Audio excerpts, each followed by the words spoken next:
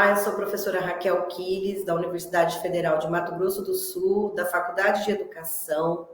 Estamos na disciplina Estudo de Libras e hoje, no módulo 3, que está denominado A Libras e as Relações Pedagógicas, Inclusão Escolar e Educação Bilíngue para Surdos, nós vamos discutir a unidade 2, que trata da prática docente com estudantes surdos e as singularidades linguísticas na escola. Bom, quais são os conteúdos desta videoaula? Nós vamos estar trabalhando o contexto escolar e as práticas docentes, o trabalho do professor regente e o papel do intérprete educacional. Isto para pensarmos quais são as singularidades linguísticas dos estudantes surdos na classe comum, que é um espaço em que geralmente nós temos a interlocução entre o professor regente e o intérprete educacional e, claro, os estudantes surdos. Para pensarmos as práticas pedagógicas no campo da classe comum, nós vamos focar no planejamento, metodologias de ensino e processos avaliativos, que é a sequência didática que fica sob responsabilidade do professor regente. Vamos lá, então? Para iniciarmos, então, eu trago algumas questões centrais aqui para a nossa reflexão.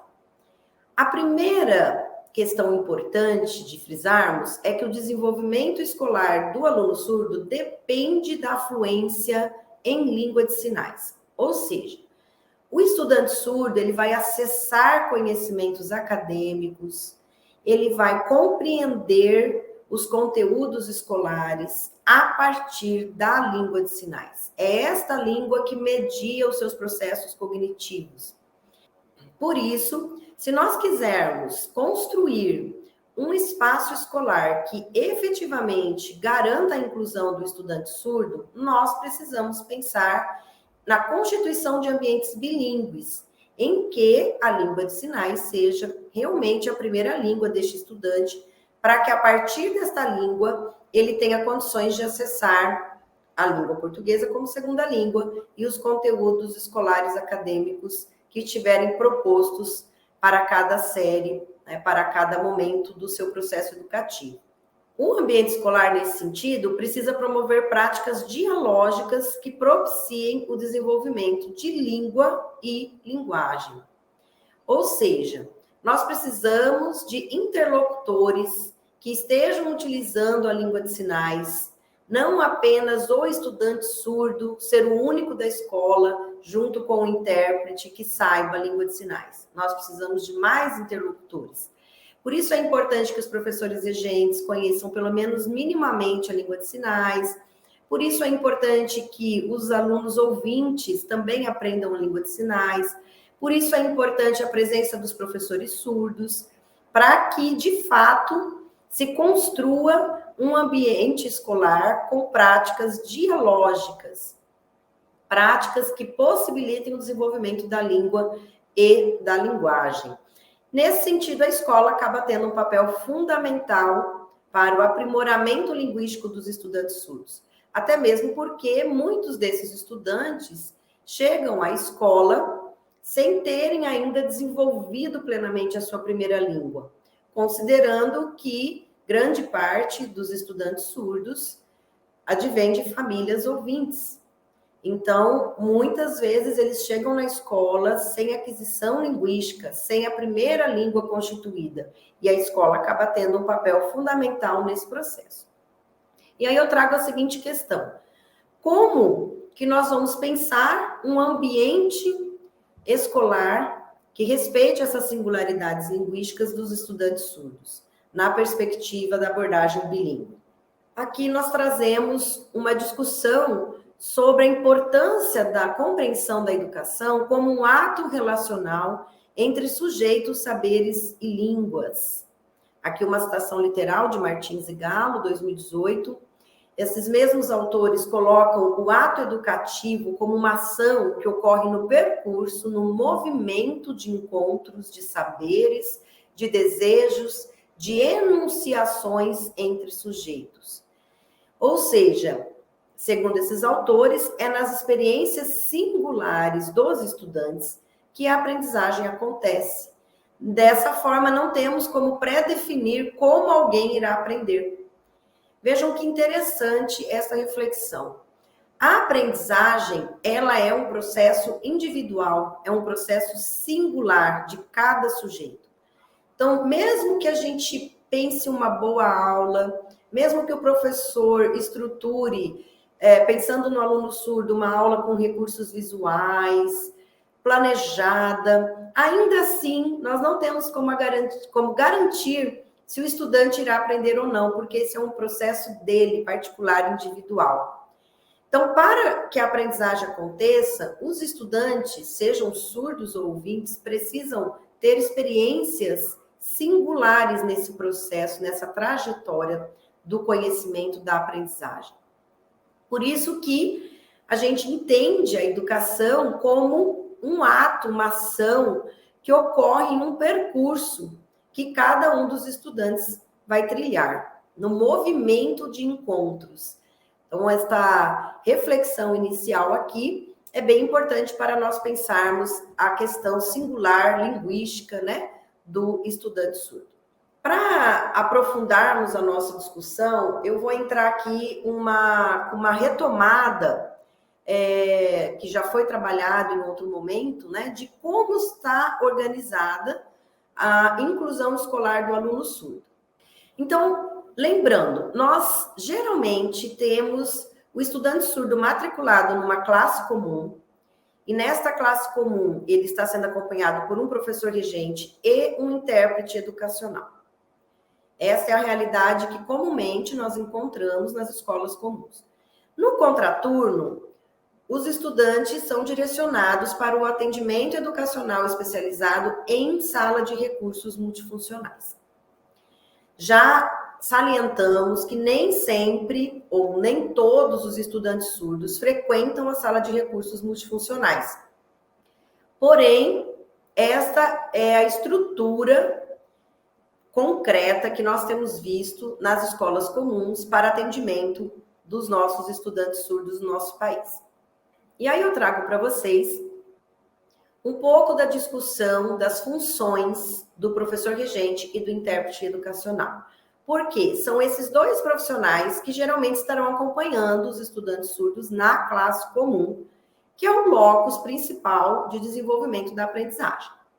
Então, o professor regente, ele fica responsável pela organização e execução da aula, ele é responsável por todos os estudantes da classe, surdos, ouvintes ou estudantes com outras necessidades educacionais especiais. Ele é o mediador do processo de aprendizagem, que nós já vimos que vai acontecer de forma singular na trajetória, no percurso vivenciado por cada estudante. E ele vai ter um parceiro na sua classe, que é o intérprete educacional. Porém, o que é importante nós frisarmos? Mesmo havendo um intérprete que vai ficar responsável pela mediação da comunicação, pela tradução e interpretação da Libras para a língua portuguesa e também da língua portuguesa para Libras, quem é responsável pelo estudante surdo é o professor regente. Então, ele que precisa pensar desde o planejamento da aula, as metodologias de ensino e os processos avaliativos. Na literatura, no campo da educação de surdos, nós temos diferentes discussões sobre o papel do intérprete educacional. Então, alguns autores colocam que este profissional, ele só faz a mediação de uma língua para outra. Libras, língua portuguesa, Libras. Mas nós já temos outros estudos, outros autores, como Lacerda, por exemplo, que nós temos citado bastante na nossa disciplina, que nos coloca que o intérprete educacional não tem um papel neutro no seu processo de tradução e interpretação, na sua função a ser desenvolvida, quando se trata de um espaço, de uma classe comum. Então, nós temos entendido que o intérprete ele é um apoio no processo de escolarização dos estudantes surdos. Ele pode ajudar muito, ele tem muito a contribuir para o processo de escolarização. Isso quer dizer o seguinte: se nós temos um intérprete de Libras, por exemplo, fazendo uma tradução, uma interpretação, fora do espaço escolar, numa audiência pública, num show, num teatro, ali ele tem uma interpretação mais neutra. Ele vai realmente passar aquilo que ele está ouvindo em língua portuguesa ou em outra língua para a língua brasileira de sinais. Agora, se nós temos um intérprete de Libras dentro do espaço escolar, ele acompanha o estudante surdo diariamente. Portanto, se cria um vínculo com esse estudante. E desta forma, nós entendemos que não é mais uma interpretação neutra. Ele, de fato, precisa ser chamado para contribuir com este processo. Por quê? Porque o intérprete educacional conhece o aluno, ele conhece sobre Libras, ele é uma pessoa que pode ajudar a reflexão de todos os atores da escola sobre o processo de inclusão do estudante surdo. Por isso, ele tem, de fato, um papel fundamental. Ele faz parte do coletivo da escola. E, claro, deve ser parceiro do professor regente. Então, nós vamos agora focar no trabalho do professor regente e depois no trabalho do intérprete educacional. Bem, quando nós falamos do professor regente, nós estamos falando do planejamento das aulas, da metodologia que esse professor vai utilizar e da avaliação, né, do processo avaliativo. Então, vamos ver cada uma dessas etapas. O planejamento. A primeira questão, quando a gente pensa um planejamento de uma aula, por exemplo, é termos clareza de qual é a nossa intenção educativa. Então, o planejamento, ele precisa ter uma intencionalidade. Eu preciso ter clareza como professor, como professora, por que eu estou propondo esta aula, para quem, como eu vou fazer, como eu vou avaliar os nossos estudantes. Então, isto é a intencionalidade educativa, né? A clareza do professor dos motivos que o levaram e direcionaram para cada uma de suas aulas. Então, o planejamento, ele envolve toda a ação docente, antes da aula, durante e após a execução da aula. Mesmo depois que você já realizou a sua aula, você continua no campo do planejamento, no sentido de pensar se funcionou, se deu certo o que você pensou, se foi possível executar naquele tempo que foi planejado. Então, mesmo quando a gente termina uma aula, é preciso retomar o nosso planejamento para vermos se, de fato, foi alcançado o objetivo colocado, esperado, pensado para a aula. No caso dos alunos surdos, e pensando também na proposição da inclusão escolar, o nosso planejamento ele tem que ser baseado no princípio da equidade. Ou seja, nós precisamos ter clareza de que há diferentes formas de aprender. E o estudante surdo vai ter a sua singularidade linguística que precisa ser respeitada, colocada na centralidade da discussão do planejamento do professor. Também é importante dizer que o professor, ao planejar uma aula, ele planeja para a turma toda. Ele não vai planejar uma aula para o surdo e uma aula para o ouvinte. Ele pensa uma aula que contemple as singularidades dos estudantes ouvintes e dos estudantes surdos. E é muito importante que isso seja refletido, que isso seja pensado, para que a aula não tenha imprevistos, ou para que não hajam ajustes de última hora, que muitas vezes são direcionados para os intérpretes educacionais. Então, o professor, ele faz a aula para a maioria, que é ouvinte na sua turma geralmente, e aí o intérprete que se vira para fazer os ajustes necessários para aquela aula ficar acessível para o estudante surdo. E isto está errado. Então, o professor precisa pensar a aula já incluindo o estudante surdo. Ainda dentro deste tema do planejamento, um último ponto importante de ser destacado é a do diagnóstico da situação linguística do aluno surdo. Nós temos dito que o aluno surdo é um sujeito bilíngue e que a língua de sinais é a sua primeira língua. Então, para realizar um trabalho com o estudante surdo que tenha sentido, que seja significativo para ele, o professor precisa saber qual é a situação linguística deste aluno. Que fluência ele tem em língua de sinais, quais as áreas que precisam ser aprofundadas no desenvolvimento linguístico. Então, no caso do aluno surdo, não é só um diagnóstico dos conteúdos acadêmicos, que muitas vezes os professores fazem, né? Quando recebem um estudante, qual é o que esse estudante acumulou de conhecimento, onde estão as potencialidades, onde estão as dificuldades, não é apenas isto. Nós estamos falando do diagnóstico da língua de sinais.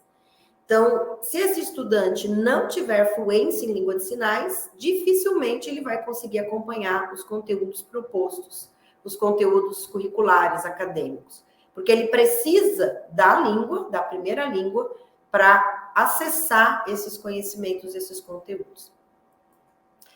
Sobre a metodologia, né, nós começamos a discussão pontuando que a metodologia diz respeito ao como ensinar.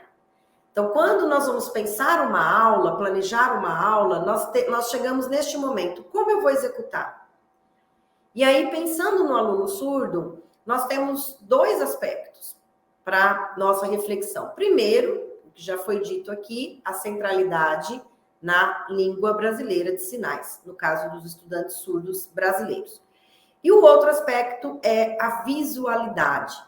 Se os surdos são sujeitos bilíngues e nós o compreendemos na perspectiva socioantropológica da surdez, ou seja, como sujeitos visuais que percebem o mundo, a realidade e também os conhecimentos escolares pelo campo da visão, então, tanto a língua de sinais quanto a visualidade são elementos fundamentais para a nossa metodologia docente. A Libras, ela deve estar presente no currículo da escola, fazer parte do projeto político-pedagógico da escola, se possível, ser uma disciplina a ser ensinada, a ser colocada no currículo escolar também para os estudantes ouvintes. E a Libras deve ser central para as estratégias didáticas que o professor, então, vai escolher para a realização da sua aula. No campo da visualidade, por que é importante esta questão dos recursos visuais? Porque o surdo, o seu processo de letramento também é visual. Para que o surdo aprenda alguma coisa, se ele aprendeu alguma coisa, é porque isto que foi colocado para ele, que foi ensinado para ele, passou pelo campo da visualidade. Então, é muito importante, nesta discussão da visualidade, nós nos centrarmos nas características visuais que a própria língua de sinais possui. Então, a primeira dica metodológica que eu trago para vocês é o trabalho com imagens. Nós podemos usar fotos, figuras, tudo que envolve o campo imagético. Isso será importante e será fundamental para o estudante surdo. Nós também podemos trabalhar com materiais concretos, que são os materiais que nós levamos para a sala de aula, que o estudante pode pegar, manusear, olhar, sentir. Então, materiais concretos também ajudam muito no processo de aprendizagem dos nossos estudantes surdos. Uma terceira dica aqui que eu trago são os mapas conceituais. Os mapas conceituais, por si só, eles já são visuais. Nós utilizamos no mapa conceitual poucas palavras da língua portuguesa, por exemplo. Isto é importante, lembrando que a língua portuguesa é a segunda língua, né, do estudante surdo. Então, ele vai estar ainda, muitas vezes, num processo de alfabetização, de letramento, de apropriação da língua portuguesa. E o mapa conceitual, ele pode ser usado antes de iniciarmos um conteúdo novo. Então, nós podemos pedir para os estudantes fazerem um mapa conceitual de algum tema, de algum assunto que a gente queira trabalhar, para a gente saber quais conhecimentos prévios eles possuem. Ou nós podemos pedir um mapa conceitual depois que nós trabalhamos algum conteúdo. Porque aí o estudante consegue mostrar o que ele aprendeu, o que fixou, o que ficou para ele deste processo de aprendizagem. Então, o mapa conceitual, ele é um dos recursos, e já temos estudos sobre isso, metodológicos, que tem funcionado com estudantes surdos. Além do que, este tipo de proposição metodológica do mapa conceitual, o estudante consegue ver a ligação entre os conceitos. De que forma um conceito se relaciona com o outro, de que forma os conceitos vão ficando mais complexos, vão sendo aprofundados. Então, é um recurso muito interessante. Com alunos surdos, ouvintes, nós podemos usar o teatro. O teatro, ele proporciona, além da ludicidade, do encontro com a arte, né, ele proporciona para o aluno surdo a possibilidade dele se expressar com o seu corpo, com a expressão facial. Então, é um recurso muito bacana, que funciona muito bem. As tecnologias, nós não poderíamos deixar de citar, né? Hoje nós temos muitos aplicativos, alguns já em língua de sinais, já utilizando a Libras, recursos que, inclusive, os alunos ouvintes podem utilizar para aprender em Libras. Então, as tecnologias também são visuais, são fundamentais e funcionam muito bem no processo de aprendizagem dos estudantes surdos. E eu trago também o trabalho em grupo, porque nós podemos pensar momentos nas nossas aulas em que os estudantes estejam interagindo. E aí não só os surdos com os surdos, surdos também com os estudantes ouvintes, para haver uma troca dialógica aí, se necessário, mediada pelo intérprete, mas os trabalhos em grupo também são bem produtivos, né? Aqui são algumas possibilidades metodológicas. Cada um de nós, como professores, como educadores, nós precisamos pensar o que funciona para o nosso grupo de alunos, dependendo da fluência do estudante em língua de sinais, em língua portuguesa. Mas o que eu queria, de fato, destacar é que estas propostas metodológicas, essas dicas, né? O uso de imagens, materiais concretos, mapas conceituais, teatro, tecnologias e os trabalhos em grupos, eles são favoráveis não só para os surdos, mas também para os ouvintes. Então, tudo que nós pensarmos para os surdos também é agradável e também facilita o processo de escolarização dos estudantes ouvintes. Então, esta é uma questão importante de ser pontuada, né? No campo aqui das metodologias de ensino, né, mais uma vez, eu quero frisar a importância da visualidade, que o surdo é um sujeito visual com uma diferença linguística e sua língua é visual, a língua de sinais é visual, e é esta língua de sinais que impacta muito no seu processo de constituição, no seu desenvolvimento como sujeito, no desenvolvimento cultural e identitário também. Ainda no campo da metodologia, eu trago uma reflexão de Lacerda, Grácia e Jarque sobre a metodologia conversacional. O que essa metodologia propõe? Nós vamos começar pensando, né, na questão da conversação face a face em sala de aula, em língua de sinais. As autoras vão dizer que a conversação em língua de sinais dentro da classe, da sala de aula, pode ser compreendida como um exemplo de oralidade. Vejam que interessante a definição de língua oral. Língua oral é um conjunto de traços que definem a atividade linguística e que se opõe à situação de planejamento ou fixação do texto, como o que acontece na modalidade escrita. Então, a atividade linguística, ela pode ser compreendida como oralidade. É que fica uma palavra estranha quando a gente pensa na língua de sinais, mas quando o surdo está sinalizando, é uma forma de se manifestar também nessa perspectiva da oralidade, porque é uma atividade linguística, a sinalização em língua de sinais. Então, só para deixar muito claro, nós não estamos defendendo a oralidade, que o surdo seja obrigado ou a ele seja imposto o desenvolvimento da língua oral na modalidade oral. Nós estamos dizendo que a discussão, a conversação em língua de sinais pode ser compreendida como um exemplo de oralidade nesta perspectiva da oralidade como atividade linguística. Então, nós precisamos pensar neste sentido no lugar que a língua de sinais tem ocupado na nossa aula. E quando nós vamos planejar uma aula, quando nós vamos pensar nos recursos metodológicos, qual é o lugar da língua de sinais no nosso planejamento, nas nossas metodologias? Se esse lugar que nós temos dado para a língua de sinais se aproxima do lugar ocupado pela oralidade na sala de aula em relação aos alunos ouvintes. Muitas vezes, a língua oral, na modalidade oral, ela é sempre prioritária, ela está presente. E a língua de sinais? Qual é o lugar que esta língua de sinais tem ocupado? Então, os documentos curriculares nacionais têm orientado sobre a necessidade de que os alunos sejam capazes de comunicar-se com seus pares, com os outros estudantes.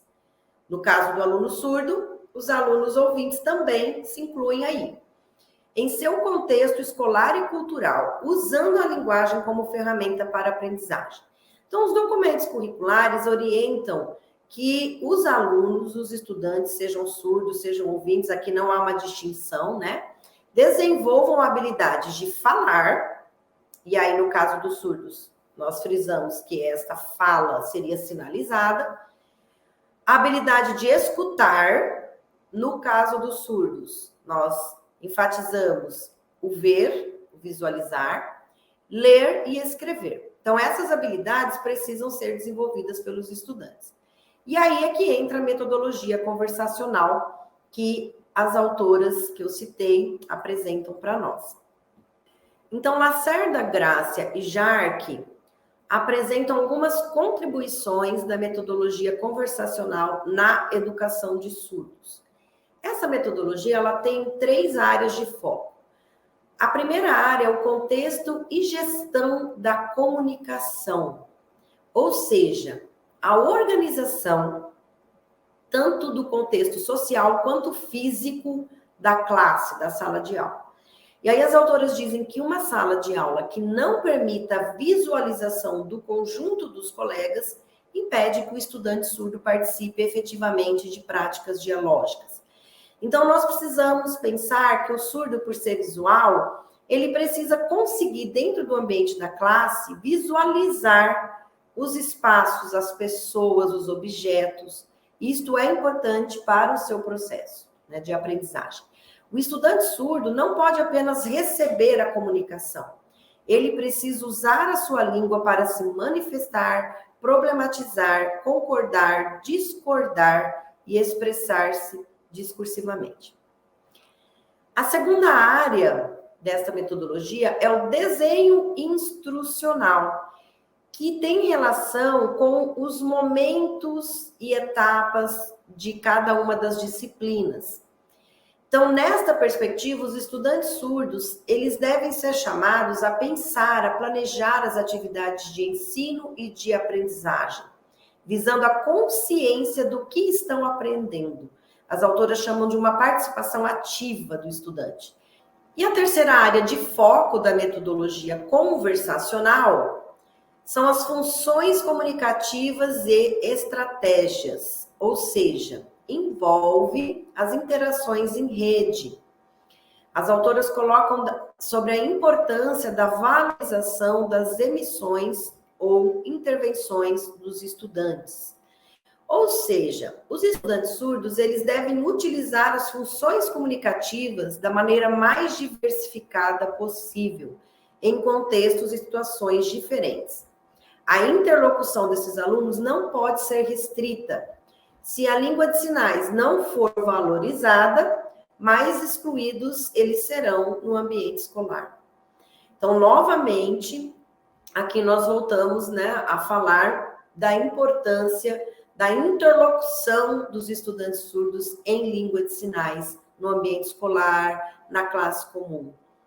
E as autoras, então, colocam, Lacerda, Grácia e Jarque, que a metodologia conversacional promove uma participação maior por parte dos alunos surdos, se tornam mais conscientes de seu uso de língua e de sua aprendizagem relativa aos conteúdos vinculados à língua de sinais, e também sobre suas capacidades comunicativas fundamentais para aprender de modo mais significativo o conjunto dos conteúdos escolares. O último aspecto que nós queremos apresentar em relação ao trabalho do professor regente refere-se à avaliação. Então, aqui nós colocamos a avaliação como um processo contínuo de mediação do professor. Ou seja, não é um momento estanque, só o momento da prova, por exemplo. É um processo contínuo. E o professor, então, precisa entender desta forma a avaliação para conseguir colocar o aluno surdo nesse movimento de processo, de algo contínuo, de uma trajetória que ele está vivenciando. Se nós pensarmos a avaliação na perspectiva da Libras como referência, nós temos algumas possibilidades. Se nós pensarmos a avaliação na perspectiva da língua portuguesa como referência, são outras possibilidades. Então, vamos lá. Pensando a Libras como referência, que dicas nós trazemos? Avaliação utilizando os vídeos em Libras, ou seja, os estudantes surdos gravam os seus conhecimentos, as suas aprendizagens, usando a língua de sinais como primeira língua. Isto é gravado. É importante fazer o registro, fazer o vídeo. E depois o professor, com a ajuda do intérprete, pode visualizar esse vídeo e compreender o que o estudante quis dizer. Esse tipo de avaliação é muito mais próxima do conhecimento, efetivamente, que o aluno surdo tem sobre algum conteúdo. Por quê? Porque ele está realizando uma avaliação na sua primeira língua, que é a língua brasileira de sinais. Uma outra possibilidade são os seminários, porque nos seminários os alunos também vão apresentar em língua de sinais. E o intérprete, então, faz a mediação, né, para a língua portuguesa. É um recurso avaliativo também importante de ser pensado, de ser priorizado, por valorizar a Libras, né, como referência. No caso da língua portuguesa, caso o professor opte por uma avaliação na língua escrita, em língua portuguesa, aí nós trazemos a importância de se pensar enunciados sucintos, usar imagens nas provas, usar os sinais da Libras, para que os estudantes visualizem minimamente a sua língua na prova escrita. Então, isto é fundamental quando a gente faz uma prova escrita, ou seja, nós vamos ter que pensar numa prova com uma certa adaptação para o estudante surdo. Lembrando também que no caso de uma prova escrita que o surdo vai escrever utilizando a língua portuguesa, a correção desta prova tem que ser pensando nos aspectos semânticos, nos significados que o estudante quis passar na sua escrita, e não nos aspectos gramaticais da língua portuguesa, porque nós sabemos que é a segunda língua do aluno surdo. Uma outra possibilidade para fazer uma prova escrita é o estudante surdo poder fazer esta prova em dupla, com um estudante ouvinte, outro estudante surdo, porque aí ele pode trocar as informações em língua de sinais e depois fazer o registro em língua portuguesa. Muito bem, agora nós vamos falar um pouquinho sobre o intérprete educacional. Então, já vimos sobre o papel do professor regente, o planejamento, as metodologias de ensino e avaliação. E o intérprete? Qual é a sua função? Que cuidados éticos ele deve ter? Como deve ser a relação com os professores regentes? De que maneira ele pode ajudar na condução das atividades? Ele deve intervir ou não no ensino? Então, quando a gente fala do intérprete, surgem muitas dúvidas. O seu papel é traduzir, é sugerir, adequar, intervir, apoiar? Já comentei com vocês, né, do que nós temos na literatura, discussão sobre intérprete educacional. Aqui eu trago para vocês um determinado posicionamento teórico. que o intérprete educacional estabelece um vínculo afetivo e de aprendizagem com o estudante surdo. E por isso a sua atuação não é neutra, como eu já disse para vocês nesta aula. É uma atuação diferenciada da que ele realiza em outros espaços não escolares. O intérprete educacional é um laço linguístico e de saber entre o professor regente e o aluno surdo. Por quê? Porque a língua de sinais que o intérprete vai estar usando, que é a primeira língua do estudante surdo, cria inúmeros signos. E essas possibilidades de aprendizagem a partir da língua de sinais, nem sempre o professor regente vai ter controle sobre os signos que estão sendo criados a partir da interação do intérprete educacional com o estudante surdo. E é exatamente por esta função diferenciada que este profissional assume dentro do espaço escolar que nós utilizamos o termo intérprete educacional e não intérprete tradutor de Libras, língua portuguesa, ou intérprete de Libras, exatamente para diferenciar. Quando a gente vê o termo intérprete educacional, é porque nós estamos falando de um profissional fluente em Libras, mas que está no campo da educação, atuando na classe comum. Aqui eu trago uma citação literal de Martins e Galo. Os autores colocam: apostar na relação do intérprete educacional e no laço estabelecido com o aluno, na abertura para um ensino singular pela língua de sinais, não é e nem se pretende tirar a figura do professor regente. Mais uma vez é importante frisar isso, o professor regente que é responsável pelo aluno surdo. Mas anunciar que singularidades produzem encontros e que o tradutor e intérprete de língua de sinais educacional, aqui é o termo, que estes autores utilizam, em hipótese alguma será instrumento, já que em sala de aula produz saberes, mobiliza sua produção e que essa relação influencia, para o bem ou não, o processo de aprendizagem do aluno surdo. Então, o intérprete educacional, que é o termo que eu utilizo e que estou utilizando aqui com vocês nesses slides, o intérprete educacional, ele cria um laço, um vínculo afetivo com o aluno, e isso é importante para o seu processo de aprendizagem. Muitas vezes o aluno só tem este profissional para realizar interações, interlocuções. Então, obviamente que ele vai ter este profissional como uma referência, o intérprete educacional. Isso não tira o lugar do professor regente, porém, o que nós precisamos entender é que o interlocutor em língua de sinais é um profissional que o surdo vai ter maior envolvimento, maior vínculo, porque a língua proporciona isso, esse laço afetivo. Isso é uma questão muito interessante.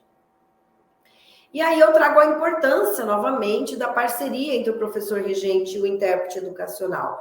Porque o intérprete educacional possibilitará o acesso às informações e conteúdos ministrados pelo professor ao aluno surdo, traduzindo e interpretando da língua de sinais para a língua portuguesa e vice-versa, ou seja, sua atuação depende diretamente da parceria estabelecida com o professor.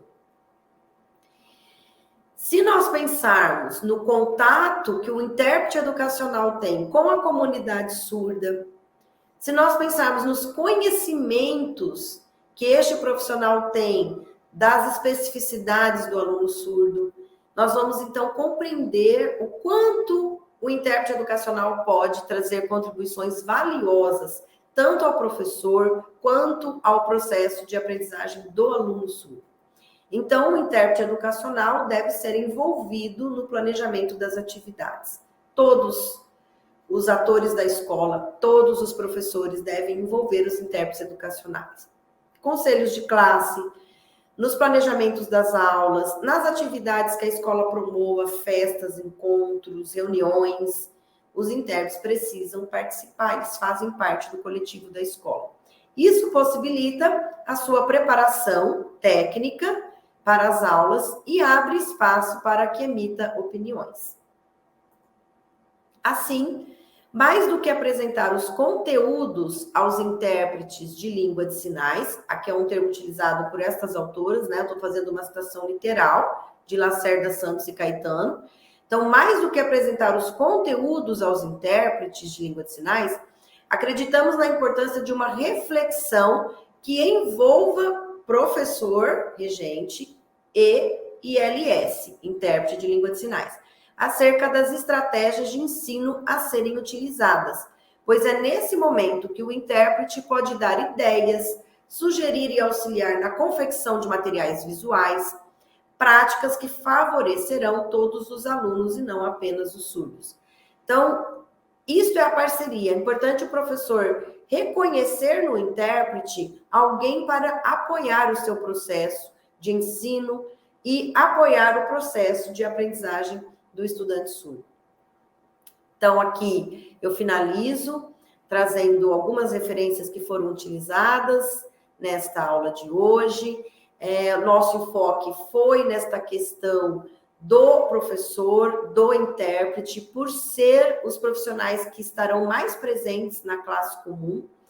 Mas eu acho importante frisar aqui para vocês também que é preciso estudar, compreender a realidade também da sala de recursos multifuncionais. Os professores que atuam nesses espaços também precisam dialogar com os professores regentes e intérpretes educacionais para que, de fato, todas as ações escolares cotidianamente voltadas para os estudantes surdos sejam significativas para esses estudantes, não sejam fragmentadas, mas elas sejam planejadas coletivamente. Um abraço e até a próxima aula.